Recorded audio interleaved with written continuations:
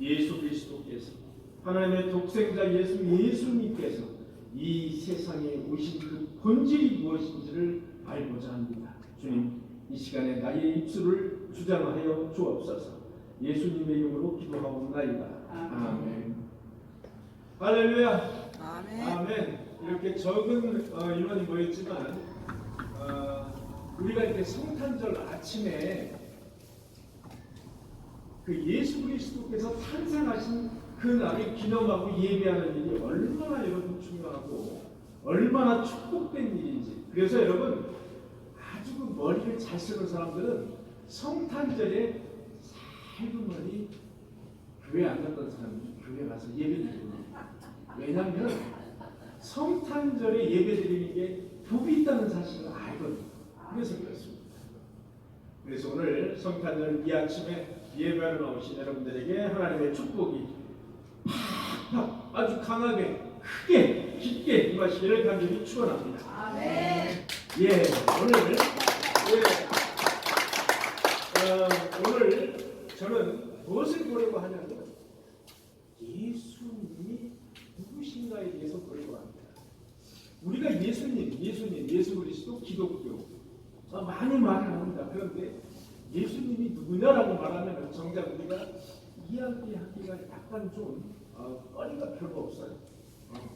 예수님이 누구냐 하면 별로 딱 이야기할 거리가 별로 없단 말입니다. 그래서 오늘 골로새서 1장 15절에서 23절의 말씀을 기준으로 해서 여러분들과 함께 예수님이 누구신가에 대해서 알아보려고 합니다. 여러분들 오늘 말씀을 잘 들어보시고 예수님이 이런 분이시구나라는 것을 새삼스럽게 좀 아셨으면 좋겠습니다. 자, 골로새서 1장 15절의 말씀, 15절을 한번 읽어주시기 바랍니다. 15절의 말씀. 네, 그렇습니다. 그는 보이지 않는 하나님의 형상이라. 예수 그리스도는 보이지 않는 하나님의 형상이셨습니다. 자, 여러분, 하나님은 본래 보이지 아니하시는 영체십니다. 보이지 않으시는 영체세요. 보이지 않는 하나님이 보이는 하나님으로 나타나신 분이 예수 그리스도. 자, 여러분 다시 한번 말씀드리겠습니다. 예수님이 누구신가? 하나님이세요. 하나님이신데 하나님은 뭐라고 그랬어요? 보이지 않는 하나님의 형체죠. 그런데 보이는 하나님의 형체로 나타나신 분이 예수 그리스도세요. 그래서 하나님과 예수 그리스도는 똑같다, 다가 똑같다, 본체다, 이렇게 우리가 말합니다. 그래서 여러분 헷갈려 하시면 안 됩니다. 예수 그리스도가 누구냐? 하나님입니다. 이렇게 말하면 맞습니다. 예수 그리스도 우리의 구원자입니다. 해도 맞아요. 예수 그리스도는 본래 하나님이세요. 그래서 보이지 않는 영체를 가지고 계신 분이었어요. 그런데 하나님이 보이는 하나님으로 현현 나타나셨다. 그래서 하나님이 현현하셨다라고 우리가 어려운 말로 그렇게 말합니다. 하나님이 인간의 육신을 입고 이 땅에 오셨다라고도 말을 하죠. 그렇게 풀어서도 이야기합니다. 여러분 요한복음 1장 18절에 보니까 본래 하나님을 본 사람이 없으되 아버지 품속에 있는 독생하신 하나님이 나타내셨느니라. 본래 하나님을 본 사람이 없습니다. 여러분 하나님을 본 사람 없습니다. 그런데 우리 이단들은 가끔 내가 하나님을 봤다, 하나님의 계시를 듣고 하나님과 만나서 대화하고 하나님의 계시를 내가 듣고 뭐 밤마다 하나님의 계시를 듣는다, 이런 소리를 많이 하죠. 말짱 헛소리입니다. 말짱 사기꾼이에요. 여러분 하나님을 봤다는 사람은 말짱 사기꾼입니다. 그런 사람 정말 조심해야 될 사람들이죠. 본래 하나님을 본 사람이 없으되 아버지, 하나님이죠. 아버지 하나님 품속에 있는 독생하신 하나님이 나타내셨다는 거예요. 발춤하셨다는 거예요. 나타내셨다는 거예요. 여러분 고린도후서 4장 4절에 보니까 그리스도는 하나님의 형상이니라. 여러분 그리스도는 하나님의 형상이십니다. 그리스도는 인간이십니다. 그러나 하나님의 형상이시랍니다. 형상이 뭡니까? 모습이죠. 네. 그리스도가 바로 하나님의 형상이시랍니다. 여러분 출애굽기 33장 20절 보니까 또 이르시되 내가 내 얼굴을 보지 못하리니 나를 보고 살자가 없느냐. 나를 보고 살자가 없느냐. 하나님의 형상을 보면 살자가 없습니다.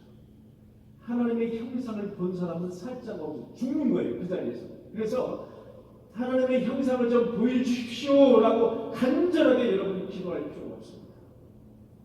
하나님의 형상을 본 자는 바로 그 자리에서 죽기 때문에.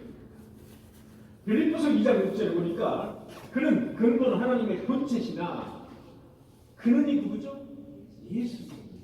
하나님의 본체시나 하나님과 동등력을 취하지 않으셨어요. 하나님과 동등력을 취하고 이 땅에 오시지 않았어요. 오히려 자기를 비워 종의 형체를 가지사 사람과 같이 되셨고 종의 형체를 가지사 사람과 같이 되셨고 이렇게 예수 그리스도는 낮은 그런 자로 이 땅에 오셨다는 말씀입니다. 본래 하나님과 동등한 본체라는 거예요. 그런데 동등력을 취하지 않고 종의 형체를 가져서 이 땅에 사람과 같은 모습으로 그렇게 낮은 자의 모습으로 이 땅에 오신 분이 바로 예수 그리스도라는 사실입니다.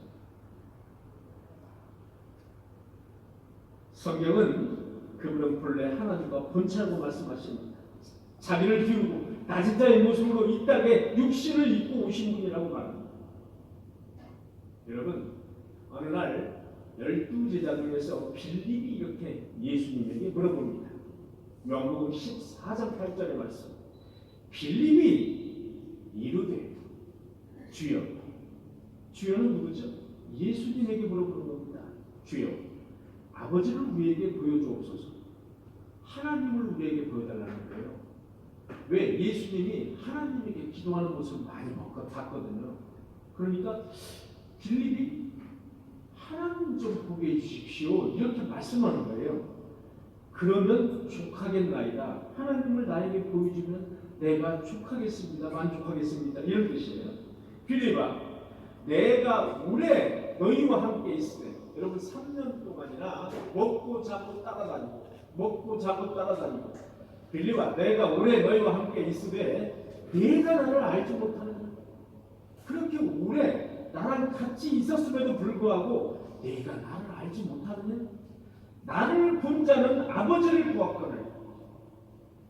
자, 여러분 우리는 예수 그리스도가 누구신가를 성경을 통해서 봐야 됩니다. 나를 본 자는 아버지를 보았거늘 어찌하여 아버지를 나에게 보이라 하느냐.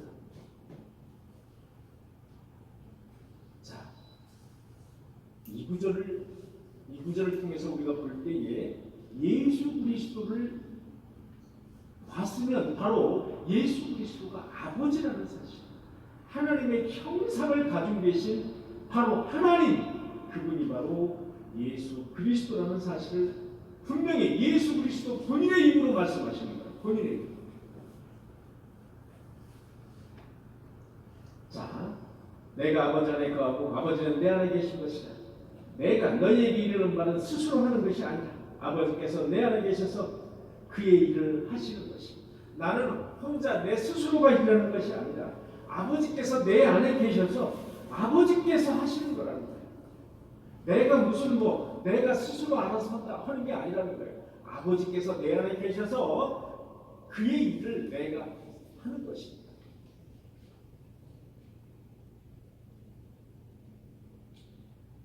즉 하나님은 보이지 않는 영체십니다.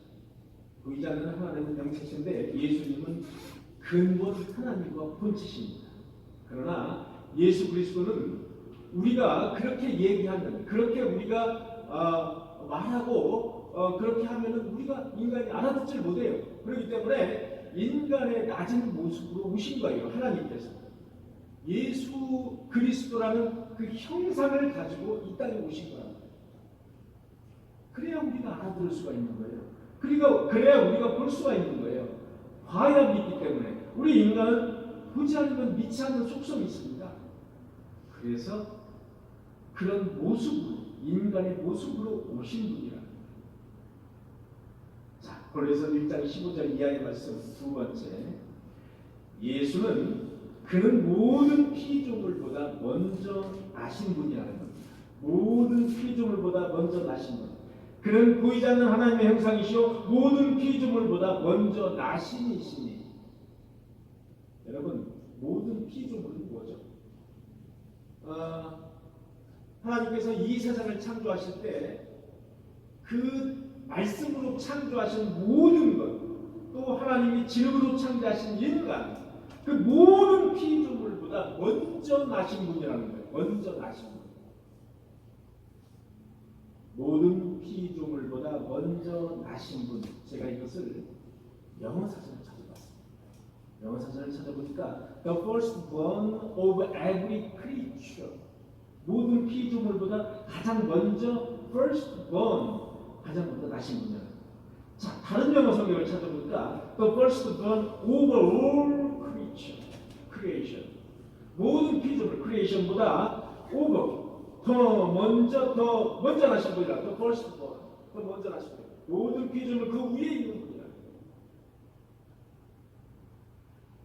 자, 그러다 보니까 4세기에 아리우스라는 사람이 있었습니다. 아리우스라는 사람이 모든 피조물보다 먼저 나신 분이라고 했지. 그래, 나셨다는 거야. firstborn이라고 했죠. 영어도 여러분 해석이 firstborn이라고 그랬습니다. 먼저 나셨잖아. 어쨌든 만들어졌잖아. 먼저든 나중에든 만들어진 분 아니야. 그러니까 예수님도 피조물이라는 거구나. 예수님도 피조물이야. 이렇게 4세기경에 강력하게 주장했던 사람, 강력한 4세기의 이단이 바로 아리우스파라는 그 이단이었습니다. 여러분, 아리우스파. 여러분, 아리우스파의 그 이단에 지금까지 이단의 그 줄기가 있는데요. 그 중에 아리우스파의 이단을 그 교리를 가지고 있는 그 교단이 바로 여호와 증인이라는 교단입니다. 여호와 증인은 지금도 예수님이 인간으로 태어나신 분이에요. 인간으로 오셨어요. 그런데 세례 요한으로부터 세례를 받은 다음에 신이 된 거예요. 그 다음에 십자가에 돌아가신 다음에 그 신이 떠났어요. 그에게로. 그래서 돌아가시고 끝난 거예요. 여러분, 이게 여호와 증인입니다. 여호와 증인의 교리는 바로 한다는 겁니다. 본래 예수는 신이 아니었다. 그게 여호와 증인의 본래 교리입니다. 그게 바로 아리우스파가 주장하던, 바로 그 당시에 파문을 일으켰던, 그것이 바로 먼저 나신, 이 나신이라는 해석을 가지고 인간의 해석을 할 수 있는 방법이 없잖아요. 그러니까 이 나신이라고 했는데, 이 나신이라는 해석을 가지고, 오문이라는 해석을 가지고 이단을 이렇게 바로 형성했다.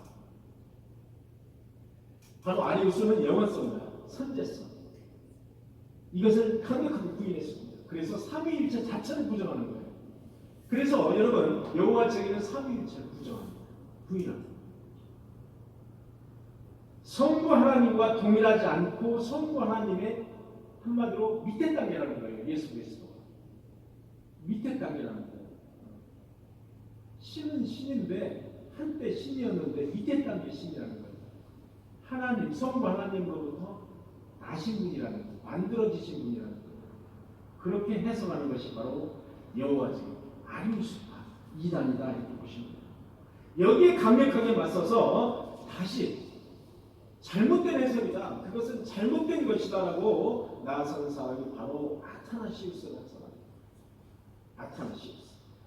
그래서 아타나시우스는 예수 그리스도가 만들어진 것이 아니라 되어진 것이다, 발생되어졌다, 발출되어졌다, 이렇게 주장을 했습니다. 그래서 영어로는 begotten, not made, 만들어지지 않고 begotten, 되어졌다는 겁니다.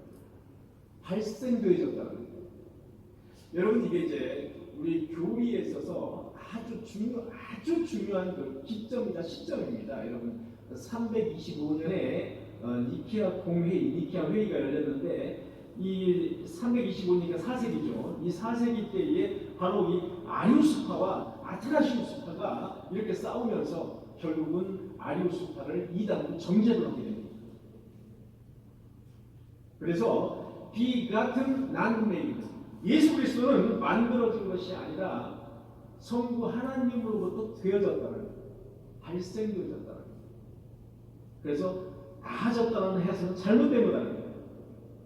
그래서 아타나시우스를 중심으로 예수 그리스도의 신성을 부인하는 아리우스에 대항하기 위해서 바로 325년에 니케아에서 신조를 만듭니다. 그래서 바로 그 다음에 나타나는 콘스탄티노플 신조에서 니케아 콘스탄티노플 신조가 바로 그 다음에 나오는데 그 신조에서는 여러분 이렇게 정리를 하게 되었습니다. 그리고 또 오직 한 분이신 주 예수 그리스도를 모든 세대에 앞서서 성부로부터 나신 하나님의 외아들이시며 빛으로부터 나신 빛이시요 참 하나님으로부터 나신 참 하나님으로서 창조되지 않고 나시어 이렇게 되어 있습니다. 창조되지 않고 나시어 이렇게 문구를 바꿨습니다. 그래서 예수 그리스도는 이렇게 우리가 예수 그리스도께서 어떻게 탄생하셨느냐라고 했을 때 나셨다라는 그런 표현을 쓰기 때문에 여기에서는 니케아 콘스탄티노플 신조에서는 창조되지 않고라는 말을 썼습니다.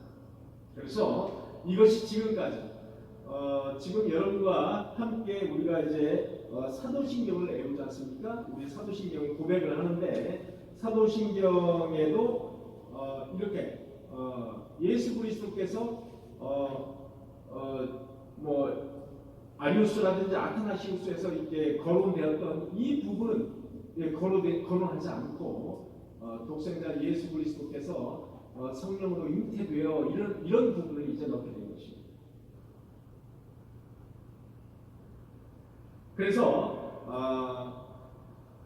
골로새서 1장 15절에 모든 피조물보다 먼저 나셨다는 거예요. 모든 피조물보다 먼저 되어진 분이라는 거예요. 여기서 이제 우리가 알기 쉽게 나셨다고 했지만 이 나셨다는 의미는 먼저 되어지신 발생하신 분이라는 거예요. 자, 그렇게 우리가 예수 그리스도를 이해를 하셔야 됩니다. 세 번째는 16절입니다. 16절 만물이 벽에서 창조되되 하늘과 땅에서 보이는 것들과 보이지 않는 것들과 혹은 왕권들이나 주권들이나 통치자들이나 권세들이나 만물이 다 그로 말미암고 그를 위하여 창조되었고 만물이 그에게서 창조되었다는 겁니다. 자, 그래서 우리가 착각하기 쉽고 오해하기 쉬운 것들이 있습니다. 창세기에 여러분 창세기를 읽어보면은 하나님이 이 세상을 창조하시고 인간도 창조하셨지 않습니까? 그런데 성부 하나님만 창조하셨구나라고 착각할 수가 있다 이겁니다. 그죠? 여러분 성부 하나님만 하늘의 별도 창조하시고 바다도 창조하시고 하늘도 창조하시고 성부 하나님만 인간을 창조하셨을 것이다 라고 착각할 수가 있다 이겁니다. 아니라는 거예요. 만물이 그에게서 창조되게 만물은 삼위일체 하나님이 창조하셨다는 겁니다. 좀 이따 한번 보겠습니다. 만물이 그 안에서 창조되고 물질계, 비물질계가 모두 그분 안에서 창조됐다는 거예요. 그분이라는 것은 삼위일체 하나님을 말하는 겁니다. 심지어 천사조차도 창조된 피조물입니다. 천사조차. 로마서 11장 36절에 보니까 이는 만물이 주에게서 나오고 주로 말미암고 주에게로 돌아갑니다. 그래서 하나님을 알페와 오메가라고 말씀을 하는 이 처음이자 끝이다. 만물이 그에게서 나오고 그에게로 돌아가는 겁니다. 에베소 1장 22절에 보니까 또 만물을 그의 발 아래 복종케 하시고 똑같은 의미입니다. 만물을 그 발 아래 복종하게 하시고. 자, 여러분 창세기 1장 26절을 보니까 이런 말씀이 있었어요. 하나님의 말씀하시기를 우리가 우리의 형상을 따라서 우리의 모양대로 사람을 만들자. 아니 하나님이 어떻게 말씀하셨는데 내가라고 안 하고 우리가라고 했을까? 이상하다? 아니, 하나님이 말씀하시기를 우리가 우리의 형상을 따라서, 아니, 하나님이 여러분이신가? 여러분, 이런 말씀을 창세기를 읽다 보면 이런 궁금증을 가질 때가 있습니다. 왜? 하나님이 말씀하시기를 우리가 삼위일체 하나님을 뜻하는 거예요. 우리가 우리의 형상을 따라서 우리의 모양대로 사람을 만들잖아요. 여기에 바로 예수 그리스도가 들어가 있다는 사실입니다. 우리가 성부 하나님, 성자 하나님, 성령 하나님, 삼위가 들어가 있다는 사실. 또 볼까요? 창세기 3장 22절은 여호와 하나님이 이르시되 보라 이 사람이 선악을 아는 일에 우리 중 하나같이 되었으니, 아담이 선악과를 따먹었습니다. 그러자 하나님이 이렇게 말씀하세요. 여호와 하나님이 이르시되 보라 이 사람이 아담이 선악을 아는 일에 우리 중 하나같이 되었으니, 우리가 누구? 바로 거기에는 예수 그리스도가 포함된다는 사실. 예수 그리스도가 2000년 이 땅에 오셔서 새롭게 뿅 하고 나타나신 분이 아니라는 사실입니다. 예수님은 성자 예수님은 만물을 창조하기 전에부터 계셨던 분이라. 그것을 나타내주는 말이 창세기에 여러 군데 나옵니다. 여호와 하나님이 이르시되 보라 이 사람이 선악을 하는 일에 우리 중 하나같이 되었다는 거예요. 되었으니 그가 그의 손을 들어 생명나무 열매도 따먹고 영생할까 하는 것. 아담이 선악을 하는 선악과를 따먹었어요. 그 다음에 생명나무, 영생을 하는 생명나무까지 따먹고 영생할까 두렵다는 얘기입니다. 그래서 어떻게 해요? 24절에 보니까 에덴 동산 동쪽에 그룹들과 천사들과 부르는 불칼을 두어서 생명나무를 지키게 한다. 여러분, 이런 무섭고도 이런 아주 분명한 말씀들이 여러분 창세기를 읽어보면 어쩌면 그렇게 기가 막히게 나오는지. 이것이 창세기 3장 20절 그 언저리에서 다 나오는 말씀입니다. 자, 그 다음에 골로새서 1장 18절의 말씀 여러분 한번 읽어주시기 바랍니다. 18절의 말씀.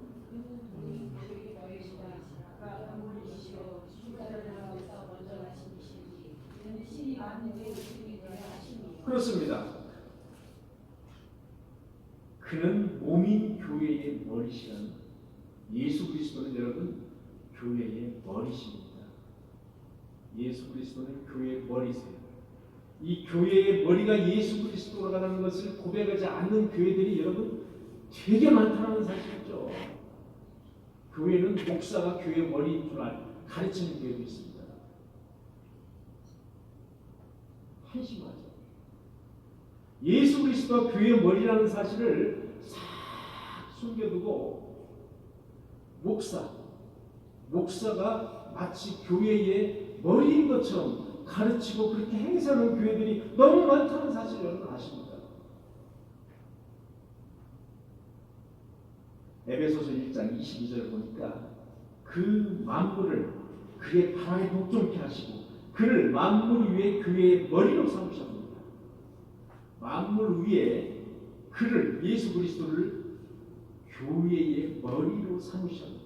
여러분 교회의 머리는 예수 그리스도입니다. 교회의 머리는 목사가 아닙니다. 교회의 머리는 예수님이에요. 여러분 이렇게 여기에 지금 많은 인원이 모이진 않았지만 여기에 모인 그 여러분들 교회의 머리는 예수 그리스도입니다. 목사가 아니에요. 여러분 그래서 교회에서 무슨 실망을 하고 교회에서 목사한테 실망했다, 권사한테 실망했다, 장로한테 실망하고 나가면서 이게 근본적으로 잘못된 것이 교회의 머리는 예수 그리스도라는 사실을 망각했기 때문입니다. 망각했기 때문에 어떤 한 사람을 보고서 실망하고 나가는 거예요. 여러분 교회의 머리는 사람이 아니라 예수 그리스도라는 사실을 분명하게 인지하시기 바랍니다. 여러분 에베소 5장 23절 이는 남편이 아내의 머리됨 같이. 이런 성경 구절을 읽어주면 여자분들이 기한다고 하잖아요. 근데 성경은 분명히 이렇게 말하고 있어요. 이는 남편이 아내의 머리됨 같이 그리스도께서 교회의 머리됨과 같으니라. 그리스도께서 교회의 머리라는 사실을 다시 한번 강조하고 있습니다. 모든 교회의 머리. 여러분, 그리스도가 없는 교회는 상상할 수가 없습니다. 그리스도가 없는 교회가 너무나도 많습니다. 여러분, 문화 시설만 있고 문화 생활만 있어요. 그냥 공동체만 있어요. 그냥 예수 그리스도가 살아있지 않는 교회. 너무나도 많다.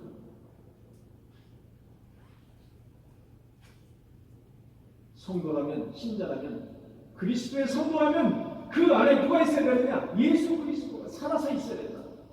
그 안에 예수 그리스도가 있어야 됩니다.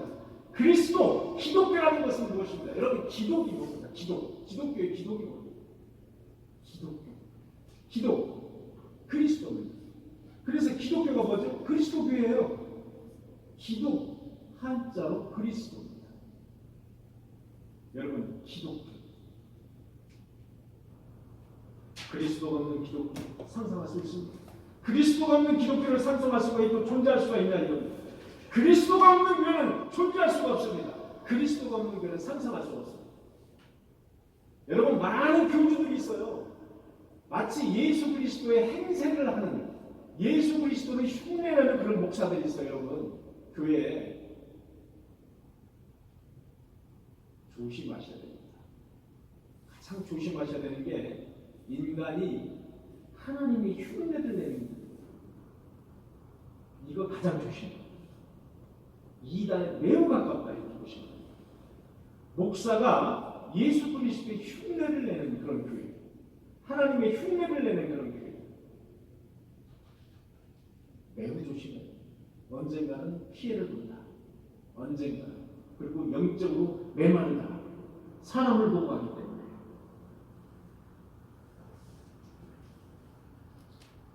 사랑하는 성도 여러분, 그리스도는 교회의 머리가 되신 줄 믿습니다.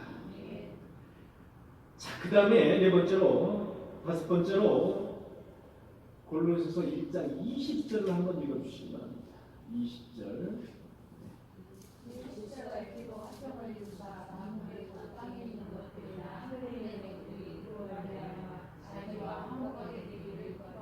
예, 그렇습니다.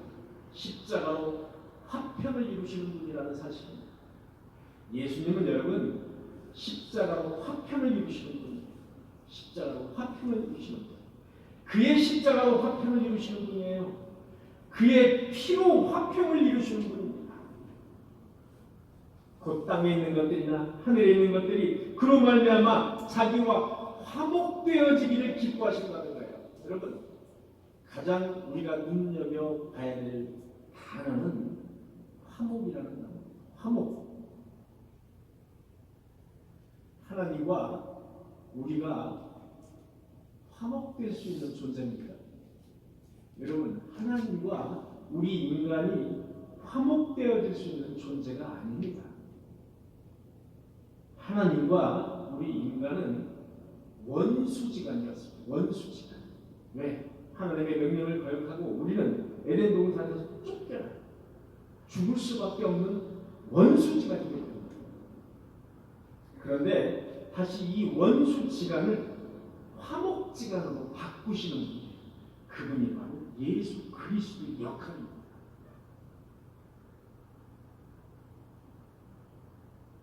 여러분 21절에 보니까, 자 21절, 전에 악한 행실로 멀리 떠나 마음으로 원수가 되었던 너희를, 이렇게 하나님은 우리와 사실은 원수지간이었습니다.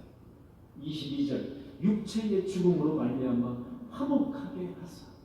예수 그리스도의 육체의 죽음으로 말미암아 하나님과 우리 사이를 화목하게 하사 너희를 거룩하고 흠없고 책망할 것이 없는 자로 그 앞에 세우고자 하였어요.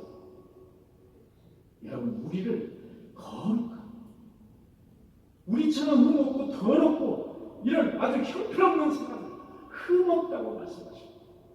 책망할 것이 없다고 말씀하십니다. 그래야 나중에 하나님 앞에 너희를 세울 수가 있기 때문에. 얼마나 여러분 위대한 말씀입니다. 우리는 모두 죄 앞에서 비켜나갈 수 없는 존재죠. 죄 앞에서 죽을 수밖에 없는 큰 또는 여러 가지 책망할 것이 많은 사람. 그러나 육체의 죽으심으로 말미암아 하나님과 우리 사이에 화목하게 하셨다. 너희를 나중에 하나님 앞에 흠 없는 대로 세우기 위해서 십자가로 화평을 이루신 분이 바로 예수 그리스도라는 사실입니다. 여러분, 인간과 하나님의 화평의 방법은 그 주도권이 누구에게 있느냐? 우리에게 있지 않습니다. 왜? 잘못이 우리에게 있기 때문에. 화평할 수 있는 방법의 주도권은 바로 하나님에게 있습니다. 여러분, A와 B가 저와 만약에 우리 김금준 권사님이 싸웠어요. 대박나게 싸웠습니다. 싸울 수 있습니다. 권사하고 목사가 싸울 수 있어요. 싸웠어요. 그런데 권사님이 잘하신 거예요. 제가 잘 못한 거예요. 책임이 저한테 있는, 권사님은 잘하신 부분 다 어떤 책임이 없으세요. 권사님이 잘하신 거예요. 잘하신 분이고 저는 제가 잘못했는데 팍팍 제가 우겨서 잘했다 팍팍 우기는 거예요. 자, 일정한 시간이 흘렀습니다. 이제 화해를 하고 싶은 거예요, 권사님이. 자, 권사님은 잘못한 것이 없어요. 그런데 제가 화해를 했을 때 감동이 있을까요? 권사님이 화해를 했을 때 감동이 있을까요? 바로 잘못이 없는 사람이 먼저 와서 화해를 했을 때 감동이 있는 겁니다. 맞죠, 여러분? 잘못이 있는 사람이 가서 화해를 신청했을 때는 당연히 그게 네가 와야지. 당연한 거예요. 그러나 잘못이 없는 사람이 와서 손 붙잡고 저희가 잘못했습니다. 다 내 탓입니다. 라고 했을 때 그것은 엄청난 감동이 있는 거예요. 여러분, 인간과 하나님의 화해의 주도권은 바로 하나님이 주셨습니다. 하나님은 잘못도 없는데 하나님이 그 주도권을 주시고 지금 가셨습니다. 여러분, 화해의 방법은 무엇일까요? 하나님은 독생자를 예수 그리스도를 이 땅에 보내셨어요. 하나님인 그 성자 하나님을 이 땅에 보내신 거예요. 그래서 그분은 십자가에 달려서 죽게 했어요. 그의 피로 우리를 사해 주셨어요. 속죄해 주셨어요. 죄인인 우리와 화해하기를 그분은 원하셨어요. 화해 방법을 이렇게 하신 거예요. 화해 방법을 예수 그리스도를 이 땅에 보내셔서 죽음으로 모신 거예요. 물과 피를 다 쏟게 만드신 거예요. 그래서 원수 관계를 화목 관계로 바꾸신 거예요. 그래서 우리가 회복이 된 겁니다. 우리는 화해할 수 있는 방법이 없어요. 우리는 하나님과 화해할 수 있는 방법이 없다 이겁니다. 그 방법을 하나님께서 과감히 선택하셨어요. 여러분, 신명기 21장 23절에 보니까 나무에 달린 자는 하나님께 저주를 받았습니다. 여러분, 나무에 달린 자는 저주를 받는 거예요. 예수가 대속의 저주를 받으셨어요. 그래서 예수가 하나님으로부터 저주를 받으신 분이에요. 나를 위해서 대신 저주를 받아 주신 분입니다. 여러분, 갈라디아서 3장 13절에 보니까 저주를 받으신 바 되사 분명히 그렇게 나왔어요. 예수 그리스도는 우리를 위해서 저주를 받으신 분이에요. 그래서 우리가 회복된 겁니다. 그래서 우리가 화목된 거예요. 예수 그리스도는 화목 제물이 되신 거예요. 화목 제물이 되시기 위해서 바로 오신 것이 예수 그리스도의 성탄절입니다. 여러분, 그래서 성탄절은 저는 기본적으로 성탄절을 기뻐하지 않습니다. 왜? 죽으러 오셨고 죽으러 오신 거예요. 여러분, 예수 성경을 여러분 신약 성경을 이렇게 보면은 예수님이 정말 기뻐하시고 막 이렇게 해처럼 이렇게 맑게 기뻐하시는 모습을 잘 볼 수가 없어요. 왜냐하면 본인은 33살에 죽는 것을 알고 있었기 때문에 라고 저는 생각해요. 그가 육체로 오셨잖아요. 육체로 오셨는데 죽어야 되잖아요. 얼마나 끔찍한 고통으로 죽어야 되는 건 알잖아요. 그렇기 때문에 예수 그리스도는 성경을 보면 그렇게 밝은 모습보다는 오직 진리만을 말씀하시고 거기서 끝나는 거죠. 진리만을 계속 말씀하시고. 자, 여러분 골로새서 1장 20절을 한번 누가 한번 읽어주시고 20절을 한번 읽어주시기 바랍니다. 20절 1장 20절. 예, 여러분 그의 십자가의 피, 여러분 왜 이렇게 기독교는 피 이야기를 많이 할까요? 피가 무엇이길래 이렇게 피 얘기를 많이 할까요? 여러분 레위기 17장 11절에 보니까 육체의 생명은 피에 있습니다. 여러분 생명은 피에 있습니다. 여기 그 대연이 여기 있는데 여러분 사람은 육체가 70%가 물로 되어 있습니다. 그 중에 우리가 헌혈을 할 때 약 300ml를 빼나 그렇죠? 300ml를 빼는 걸로 알고 300ml, 300cc. 그런데 500cc 그 넘어서 빼면 상당히 위험한 걸로 제가 알고 있어요. 저희 집이 옛날에 여러분 사슴목장을 했어요. 사슴목장을 해서 사슴을 이제 여러분 지금도 이제 가운데 가면 사슴피 먹으러 가시는 분들이 버스 대절에서 지금도 많이 가시잖아요. 저희 집에 사슴피 먹으러 오는 사람들이 줄을 섰었어요. 줄을 서가지고 우리 김여구 집사님은 잘 아시겠죠? 김여구 집사님은 잘 오셨으니까. 그런데 사슴피를 이제 빼는 거예요. 사슴피를 마취시켜서 빼요. 빼는데 손님이 그날따라서 예약 없이 손님이 한 100~6분이 더 오시고 한 10명 정도가 더 오시는 경우가 있어요. 그러면 어떻게 해요? 이거 안 되는데 하면서 안 되는데 하면서 한 사발씩을 더 빼는 거예요. 이거 위험한데 하면서 빼는 거예요. 그러다가 딱 그 한계점에 벗어나면 사슴이 일어나지고 갑니다. 사슴이 죽는 거예요. 그래서 사슴이 죽는 것을 저는 여러 번 봤어요. 깨어나지고 봤어요. 그래서 여러분 레위기 17장에 보니까 육체의 생명은 피에 있습니다. 그래서 피는 생명입니다. 생명이 피에 있으므로 피가 죄를 구속하였느니라. 여러분 잘 한번 이 말씀을 새겨보시기 바랍니다. 생명이 피에 있으므로 피가 누구의 피가? 예수 그리스도가 십자가에서 흘리신 피가 죄를 사하였느니라. 구속하였느니라. 여러분 그러므로 피 흘림 없이는 죄 사함도 없습니다. 히브리서 9장 22절에 보니까 율법을 따라 거의 모든 물건이 피로써 정결하게 되나니 피 흘림이 없은즉 사함이 없느니라. 여러분 그래서 구약 시대에는 신약에서는 예수님이 대신해서 피 흘려 주셨잖아요. 우리를 위해서 대속해 주셨잖아요. 그런데 구약에서는 어떻게 했죠? 죄를 대속하기 위해서 어떻게 했어요? 양, 염소, 비둘기, 그죠? 그런 것들을 끌고 왔죠? 제사장한테 끌고 왔습니다. 그래서 핏뿌림이 있었죠.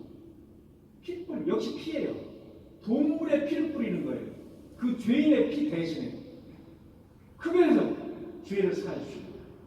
그런데 신약에 와서는 예수 그리스도 스스로가 대제사장이 되셔가지고 피를 흘려주시는 거예요. 스스로 피 뿌리시는 거예요.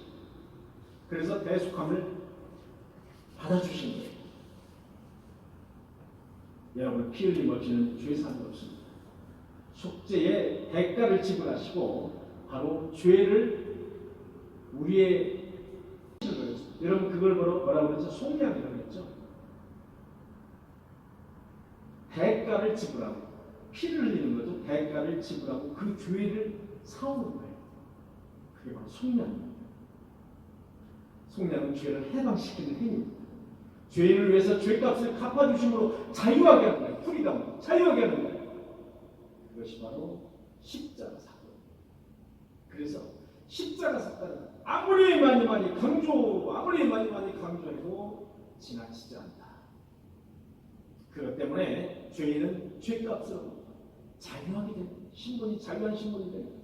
하나님과 번제이신 예수가 오셔서 십자가에서 피 흘려 죽으심으로 우리에 대한 죄값을 지불하셨기 때문에 우리는 자유의 몸이 됩니다. 하나님 앞에 쓸 때도 당당하게 설 수 있다는 거예요. 그 죄값을 지불하기 위해서 예수 그리스도께서 이 땅에 우리의 눈높이로, 인간의 눈높이로 오시는 그 날이 바로 성탄절이 되겠습니다. 히브리서 9장 13절을 보니까 염소와 황소의 피와 암송아지의 채를 부정한 자에게 뿌려 그 육체를 정결하게 하여 거룩하게 하거든. 자, 여러분, 히브리서 9장에 보니까 이렇게 옛날 구약에서는 염소, 황소, 암송아지, 숫소가지의 피를 뿌렸다는 거예요. 그래서 거룩하게 했다는 거예요. 하물며 영원하신 성령으로 말미암아 흠없는 자기를 드린 그리스도의 피가 어찌 너희의 양심을 죽은 행실에서 깨끗하게 하고 살아계시는 하나님을 섬기지 못하게 하겠는가. 그렇게 동물의 피도 거룩하게 하는데 예수 그리스도의 피를 흘리시고 어찌 너희를 거룩하게 하지 못하겠는가. 여러분, 많은 사람들이 우리 십자가 사건을 오해를 합니다. 많은 사람들이 십자가 사건에 대해서 그저 상징적인 의미야, 그저 우리에게 교훈을 주는 그런 십자가야, 그저 도덕적으로 감동 감화를 주기 위한 거야, 그저 인간을 감동시키기 위해서, 감정을 고조시키기 위해서 그렇게 한 것이지, 실제로 십자가에서 피 흘려 돌아가셨다 해도 그것이 무슨 큰 의미가 있는 것이 아니야. 이렇게 성경학자들이, 자유주의학자들이 이렇게 주장하는 신학자들도 여러분 상당히 많이 있습니다. 그러나 우리 기독교의 본질은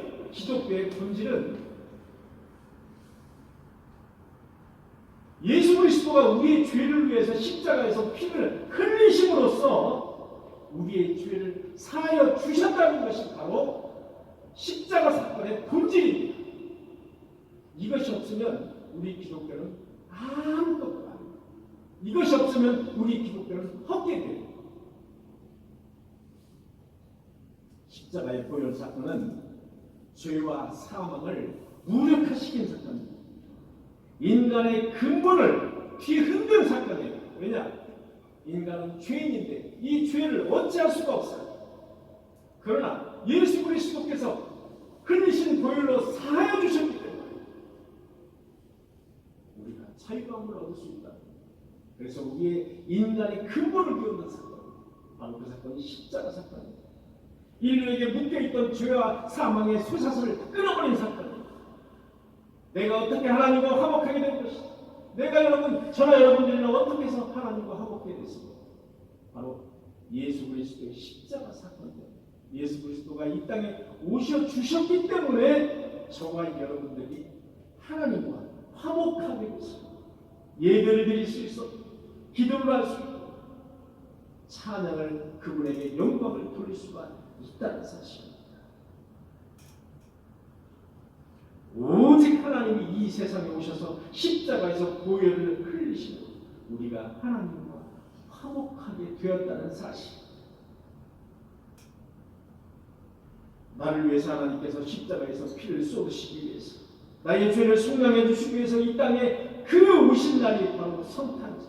그것이 바로 우리의 성탄절의 본질임을 분명히 알고 감사하는 마음, 평강한 성탄절을 맞아 보내십니다. 그리고 평안한 그런 성탄절 하루가 되십니다. 간절히 축원합니다. 기도하시겠습니다. 주님 감사합니다. 오늘은 예수 그리스도가 이 땅에 오신 날을 기념하는 성탄절을 기념을 하는 그런 날입니다. 저희는 성탄절이 무엇인지 마냥 마음이 들고 마냥 흥분이 됩니다. 그러나 그것이 본질이 아니라 우리의 죄를 속량시켜 주시기 위해서 이 세상에 오셔서 물과 피를 쏟으신 날이 바로 성탄절이라는 사실, 그러기 위해서 이 세상에 오셨다는 그 사실을 우리가 잊지 말고 감사하며 하나님께 영광 돌릴 수 있는 우리 성도들이 다 되게 하여 주옵소서. 예수님의 이름으로 기도하옵나이다. 아멘.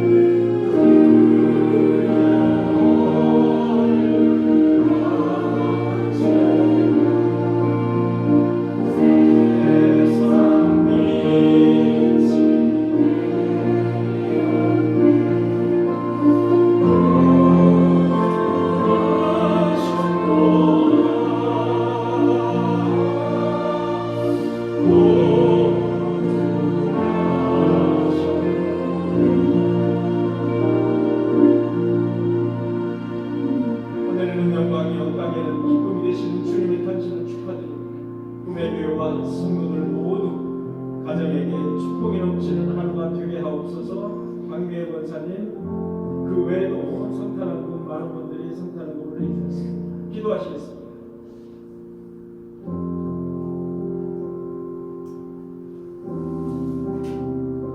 처녀가 잉타하여 아들을 낳을 것이요 그 이름을 임마누엘이라 하리라. 많은 사람들은 진정한 성탄의 의미를 잘 알지 못한 채 그저 들뜬만 하루를 보냅니다.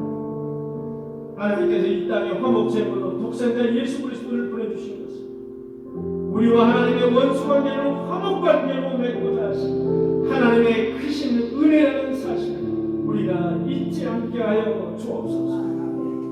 그 은혜에 감사하며 살게 하시고 한순간도 하나님의 은혜 없이는 살 수 없는 존재라는 사실을 늘 고백하면서 살 수 있는 저희 꿈의 교회 성도들이 다 되게 하여 주옵소서. 성탄 감사운동과 주일헌금을 구별해서 주님께 드립니다. 아기 예수님의 나심을 감사함으로 드린 그 손길 주여 축복하여 주옵소서. 죄 있는 자는 궁창의 빛과 같이 빛날 것이요 많은 사람을 오는 곳으로 돌아가게 하는 별과 같이 빛나게. 주님 2024년도에는 우리에게 지혜를 허락하여 주옵소서. 지혜를 받는 자는 은혜나 천국을 얻는 자보다 낫다고 말씀하셨습니다. 지혜를 버리지 말라. 그가 나를 보호하리라. 그를 사랑하라. 그가 나를 지키리라. 주님 24년도에는 주의 저로도 많은 사람들을 인도하여서 별과 같이 빛나는 큰 상급을 받을 수 있는 우리 꿈의 교회 성도들 주님께서 붙드시고 인도하여 주옵소서. 주님 성탄절 오늘 한 날도 평안으로 인도하여 주옵소서. 이 헌금이 쓰여질 때마다 하나님의 역사가 두루두루 빛나게 하여 주옵소서. 예수님의 이름으로 기도하옵나이다. 아멘.